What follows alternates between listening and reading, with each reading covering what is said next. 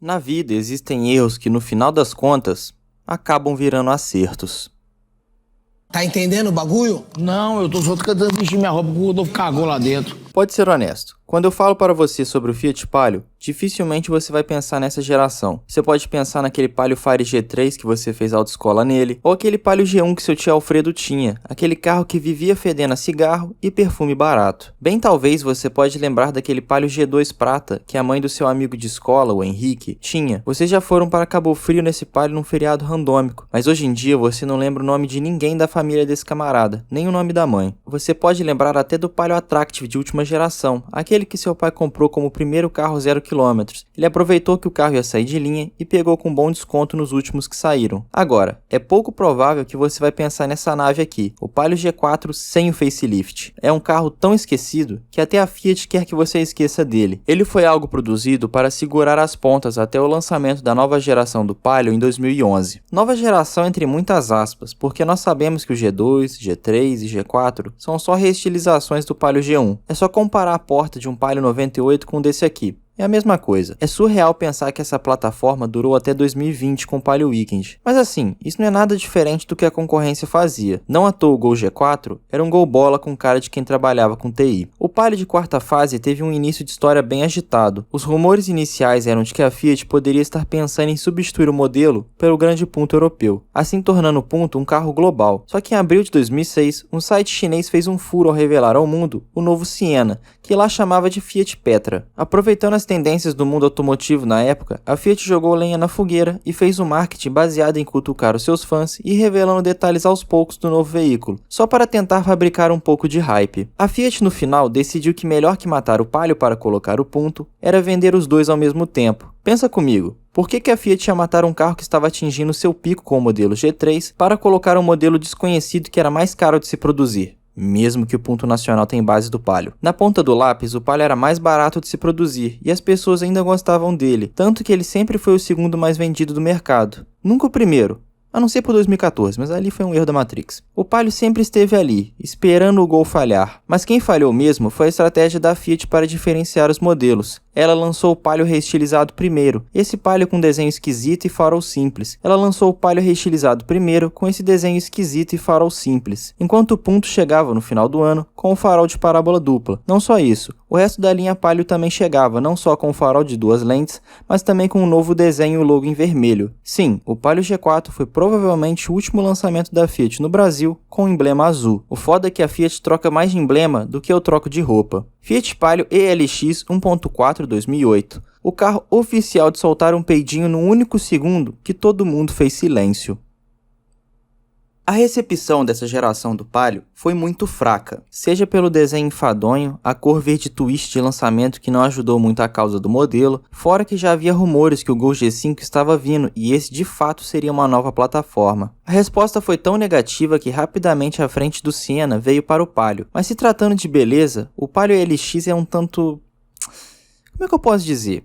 Ele é bem esquisitinho, sabe? Isso não é necessariamente algo ruim. Às vezes um designer que antes não era lá essas coisas, acaba crescendo no gosto da galera. Eu vejo que hoje as pessoas passam a gostar mais desse modelo. O desenho começou a cair mais na lábia do povo. Na época foi duramente criticado. Parecia uma imitação barata do Audi A3 Sportback. Mas sinceramente... ele é só esquisito mesmo. Não é nada abominável. A lanterna traseira caída era um pouco curiosa e o para-choque dianteiro tinha muita informação, causando um estranhamento inicial. Só que analisando em uma bolha, os aspectos positivos do desenho do carro começam a aparecer, mas vendo num contexto da linha completa do Palio, fica um tanto evidente que ele deixa bastante a desejar. O desenho do Palio Pitbull, mesmo não sendo revolucionário e bem 2004, foi tão adorado pelo brasileiro que ficou na linha até 2017 com a versão Fire de entrada. Já esse Palio G4 morreu com a chegada da nova geração em 2011, mas ele deixou seus vestígios. A frente desse Palio foi para a versão EL do Siena. Isso foi para aproveitar o ferramental e as peças já produzidas. Era um carro feito para taxistas. Eles comprariam qualquer sedã contando que ele fosse barato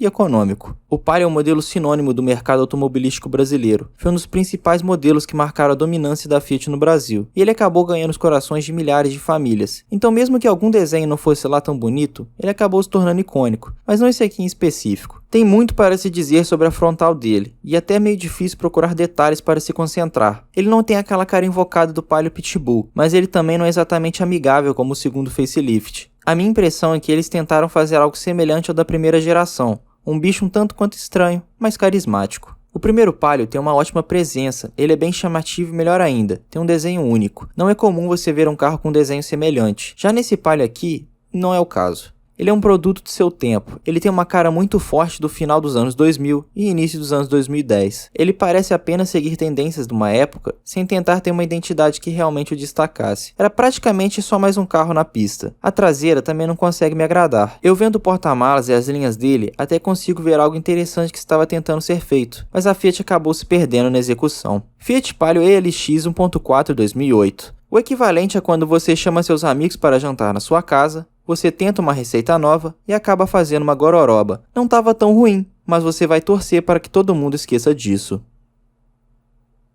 Eu posso não gostar, mas esse Palio se manteve como o mais vendido da Fiat por um bom tempo. Muitas famílias tiveram esse modelo. Foi um carro que vendeu bastante, muito impulsionado pela redução do IPI que ocorreu para conter os efeitos da crise de 2008. Eu falo mais sobre essa redução do IPI e os efeitos dela no vídeo sobre o Gol G4. Só que eu preciso falar dessa fase e como isso impactou os desenhos dos carros dessa época. O Palio nesse facelift acabou passando por uma crise estética. Vários carros dessa época foram projetos já consagrados que passaram por uma forte reestilização. O Gol G4, o Palio G4, o KG2, o Peugeot 207, que era basicamente um Peugeot 206 mais feio, e o mais criminoso de todos, o Golf 4,5. Isso tudo devido à instabilidade financeira internacional que estava se criando durante os anos 2000. A grande crise não veio do nada, e as empresas sabiam o que estava por vir. Em 2008, tivemos aquela que foi considerada a maior crise econômica da história desde a Grande Recessão de 29. Os Estados Unidos estavam numa crescente de preços do mercado imobiliário, isso já há algum tempo. Só que isso não acompanhou o crescimento real do poder de compra dos trabalhadores americanos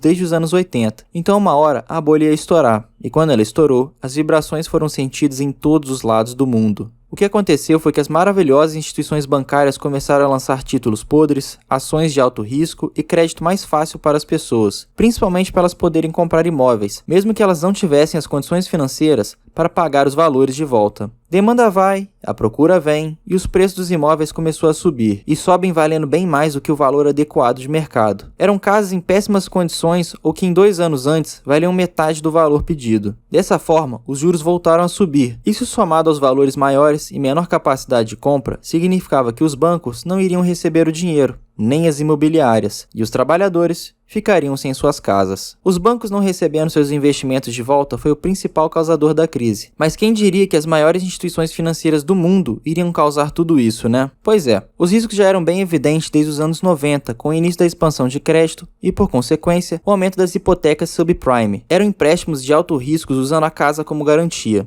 O governo dos Estados Unidos decidiu que não ia ajudar os cidadãos do seu próprio país, já que ele estava muito mais focado em matar pessoas não brancas no Oriente Médio, no contexto da guerra ao terror. Isso era muito mais prático que ajudar as pessoas que poderiam precisar de ajuda para financiar os seus lares. Assim, os juros foram aumentando gradativamente numa tentativa de controlar a inflação. O principal ponto da crise foi a falência de um dos mais tradicionais instituições financeiras do norte global, o banco Lehman Brothers, gerando uma reação em cadeia por todo o mundo, já que dessa vez o governo dos Estados Unidos se recusou a salvar a empresa. Milhares de famílias não conseguiram quitar seus empréstimos, perdendo seus lares por não conseguir pagar as hipotecas. Caso tivessem sorte e o trabalho fosse mantido, a fonte de renda familiar foi afetada de qualquer forma. Na média foi reduzida em torno de 25%. Os bancos causadores da crise puderam aproveitar um gordo abono do governo Bush, que depois foi continuado pelo Obama. Foram em torno de 700 bilhões de dólares. Esses bancos manteram seus altos lucros, enquanto a população passava por tempos de vacas magras. Aqui no Brasil temos a impressão que não fomos afetados tanto pela crise de 2008, mas isso não é inteiramente verdade. O dólar teve um aumento no seu preço, o índice Bovespa caiu, e a Sadia teve um prejuízo tão grande que teve que se juntar com a Perdigão. O que aconteceu a partir daí foi uma resposta do governo brasileiro. Ele baixou a taxa de juros básico, diminuiu a alíquota dos impostos, principalmente o IPI, assim liberando bilhões de reais para manter a liquidez de mercado. Talvez tenha sido nesse cenário que o primeiro dono desse carro pôde financiá-lo. No geral, saímos da crise em melhor estado que outros países. Nós tivemos apenas uma retração de 0,3 no PIB, e na época foi mantida as condições de vida no geral. Mas além do custo para o governo, para nós que gostávamos de carro, foi uma das épocas mais sombrias. Vimos o mundo aproveitando carros novos e modernos, enquanto aqui era incentivado a produzir carros de projetos antigos, só que reformulados. Realmente se vendeu muito carro aqui. Foi uma época que os números de venda de automóveis passou a crescer crescer de formas que nunca mais vimos. Fora que outros produtos também tiveram uma grande redução de impostos, como eletrodomésticos, por exemplo. O Palio G4 foi um subproduto dessa era na economia global. Talvez se a conjuntura fosse outra, a história seria diferente, mas ele foi um fator para a recuperação econômica nacional durante um período tão cavernoso. Muitas pessoas tiveram esse carro como o primeiro carro, ou o primeiro carro 0 km. Foi um carro que realmente acompanhou o brasileiro num momento difícil, que poderia ter sido muito pior. Fiat Palio LX 1.4 2008. Aquele amigo que quando você diz que tá triste, aparece na sua porta com um baseadão e um pacote de Doritos. Eu preciso mesmo falar desse motor? É o motor Fire, mano. Ele é feito para rodar nas condições mais precárias possíveis. Gasolina ruim, água de torneira, sem filtro e óleo velho? Beleza, mano. Esse motor aguenta tudo. E mesmo se a falha for catastrófica, dá pra arrumar sem precisar ligar para o Afonso. Mesmo que ele rode da pior forma, com um pouco dá para deixar ele rodando da melhor. Cuidando, esse motor aguenta até um apocalipse nuclear. A Fiat calibrou esse motor com tanto ódio no coração que quem consegue quebrar ele acaba entrando numa lista especial de pessoas que não merecem ter um carro. Sendo honesto, além de aguentar desaforo, ele é um motor muito versátil. Serve muito para ser o carro de trabalho perfeito, porque ele é econômico e não quebra facilmente. Só que ele também pode ser um projeto de pista como esse aqui. Esse é um daqueles carros que definem um segmento de carros guerreiros. Não à toa você vê vários Palios desse com a cara de quem já passou por coisas que não gostaria. São faróis amarelados, pintura totalmente queimada e sem brilho, sem calotas, rodando com água de torneira, sem trocar óleo desde 2015 e 3 anos de PVA atrasados. Um Palio 2008 não é um carro que as pessoas colocam num pedestal em uma garagem coberta num túnel perfeitamente climatizado, para o carro poder ficar conservado para eventualmente ser vendido por R$150 mil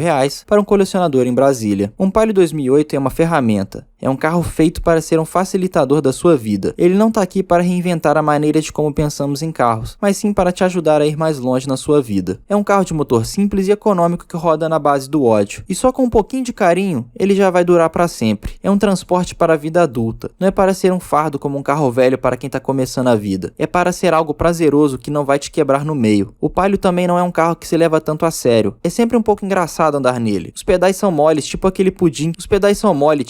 Que você tentou fazer vendo receita na internet. Os engates do câmbio são tão longos quanto o tempo de espera para você cancelar a sua internet. E ao longo do tempo, os acabamentos vão dar tantos barulhos diferentes que se você samplear eles, daria um beat brabo. Um Palio é uma escolha madura. Já reparou que a FIP desse carro é alta perto dos outros modelos do mesmo ano? Isso é porque as pessoas sabem que é uma escolha sólida e confiável. E eu falo mais, eu posso ser defensor do Uno quadrado, mas isso aqui é uma escolha mais inteligente pelo preço alto que a galera tá pagando pelo Uno. Eu tô vendo muito Uno Fire peladaço por mais de R$20 mil, enquanto por uns R$25 mil você acha um Palio 1.4 desses aqui até bem completinhos. É sensato, às vezes até demais. Fiat Palio LX 1.4 2008. O carro oficial de não beber, não fumar e mesmo assim ir parar no inferno.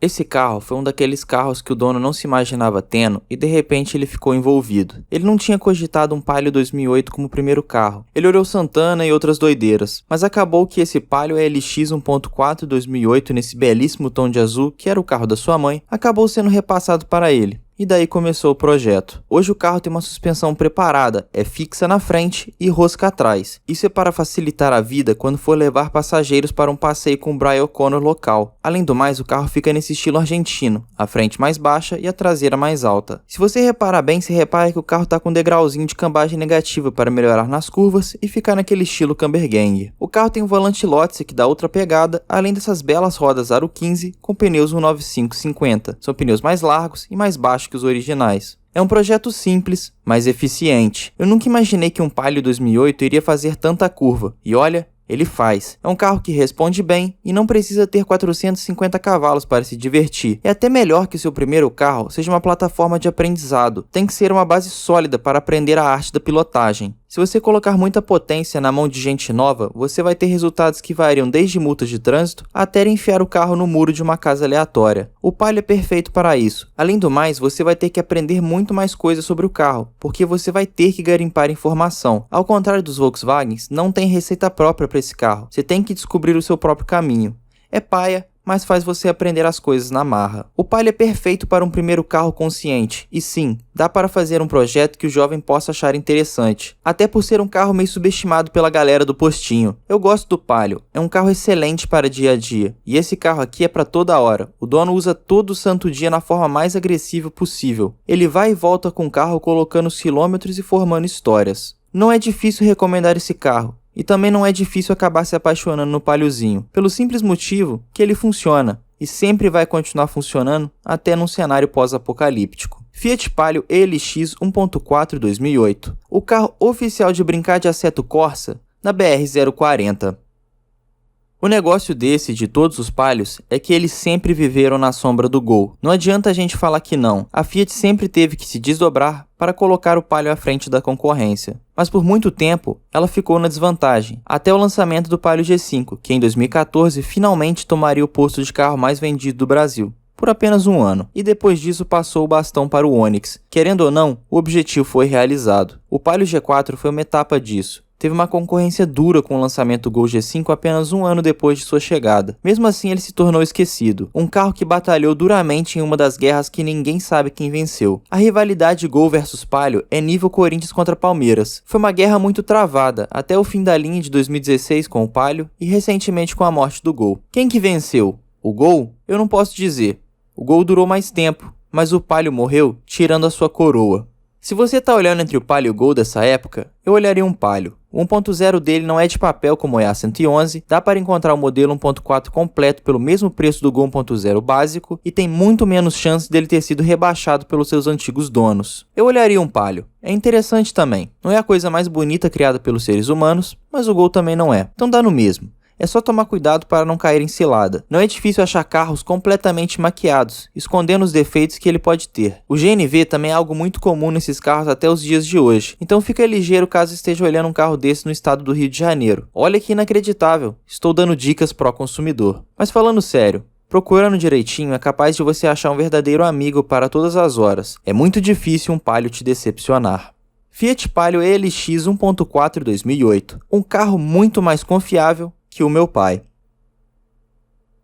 Eu sei que no início do vídeo eu disse que é mais difícil você ter memórias com essa geração do Palio, mas no meu caso eu tava mentindo. Eu me lembrei de uma vez quando eu tinha uns 11 anos de idade, eu saí de casa e ia num clube. Sabe aqueles clubes que tem piscina, tem quadra, tem um monte de coisa. Os caras que moravam no bairro do clube iam me colocar para dentro sem eu ter que pagar. Então eu fui. Eu enchi meus bolsos com várias moedas que eu tava juntando, eu ia usar para depois comprar um lanche. Só que quando eu tava indo atravessar a rua para entrar no bairro dos meus amiguinhos, uma criança que devia ser menor do que eu na época, chuto que tinha os seus 9 anos de idade, chegou perto de mim e me pediu dinheiro de uma forma meio esquisita. Eu falei não, e aí ele partiu para cima. Meteu a mão no meu bolso para tentar tomar o que eu tinha, ou seja, um monte de moeda de 25 centavos. Com isso eu dei um empurrão nesse garoto. Eu lembro que ele tinha um brinquedo que parecia ser daqueles do McDonald's com plástico muito duro. Ele pegou esse brinquedo que parecia ser um ovo gigante e me acertou com força perto do meu óculos, fazendo um corte debaixo do meu olho. Depois disso ele saiu correndo. Eu fiquei meio desnorteado com o que tinha acabado de acontecer e curiosamente poucos minutos depois passou uma viatura, que era um Palio G4. Nessa época eu era inocente, eu acreditava que a polícia poderia fazer algo por mim, então eu contei o meu caso e entrei na viatura para ir abrir um BO. Eu estava com a cara visivelmente abalada, só que tinha um problema maior. Eu estava no banco de trás de uma viatura e quando eu passei na rua dos meus camaradas que estavam me esperando para ir para o clube, ninguém entendeu nada quando me viram dentro de um Palio da PM. O que eu estava fazendo dentro daquela viatura? Acredito que ao contrário de mim, vocês podem ter tido bons momentos nesse carro. Era um carro família, era o carro do vô gente boa que levava os netos para a praia uma vez ou outra. Era um carro que muitas famílias dependiam dele. Era o carro que o pai ia para o trabalho com ele. Era o carro oficial da sua tia que tinha 17 cachorros em casa. Por dentro, o Palio da sua tia sempre fedia cachorro molhado, mas nunca falhou quando precisou resgatar um vira-lata abandonado. O Fiat Palio não está limitado apenas a histórias do passado. Ele pode ser a ferramenta para novos momentos que você ainda vai viver. Ele só está esperando a oportunidade.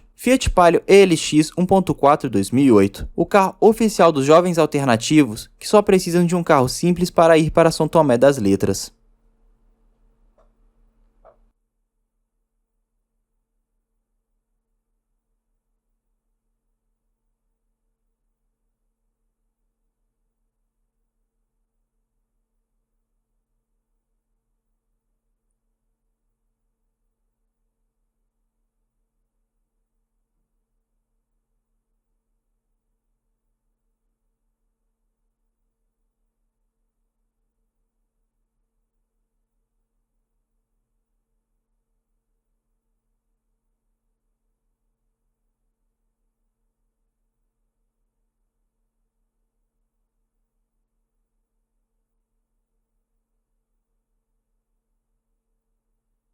Engraçado, se fosse um carro mais velho, a gente poderia pensar, será que quebrou? Mas como é um Fiat... É um Fiat Fire, eu imagino... Ih, tá vivo. Tirou o pé, tirou o pé.